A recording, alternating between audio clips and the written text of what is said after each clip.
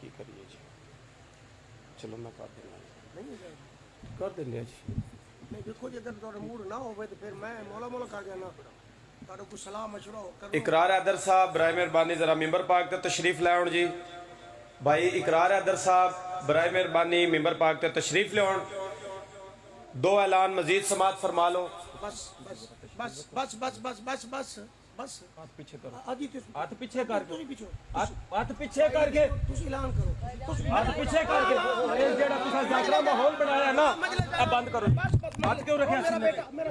हाथ क्यों सीने पे रखे? मजलिस का ऐलान करो भाई। ये जेड़े जाकरा तुसा बदमाशी दिखाई है नहीं चलनी है। यासर नहीं नहीं, यासर नहीं बंदा, ओ मैं बुजुर्ग साहब है जो यासर नहीं करना नहीं, यासर बस बस खामोश यासर हो गई है।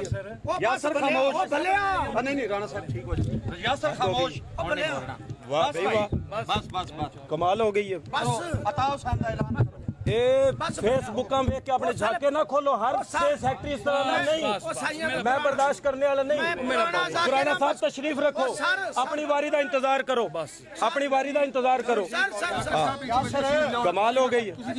ये केड़ी गल है बाबा जी, हाथ रख के पीछे वाह भाई किदा दूआं दा इकट्ठा ऐलान कर दिया। नहीं ਤੁਹਾਡੀ मैनेजमेंट है, तुसा ट्रेंड बना लिया बानियां अपना स्टेट सेक्रेटरी ਨੂੰ इज्जत कराने दा तमाशा बनया। जिस दा करदा दिल करदा ਉਹ ਕਿਸੇ ਦੇ ਗਿਰਬਾਨ ਪਿਆ ਫੜਦਾ ਸਟੇਟ ਸੈਕਟਰੀ ਦੇ, ਕਿਸੇ ਦੇ ਸੀਨੇ ਤੇ ਹੱਥ ਪੈ ਰੱਖਦਾ।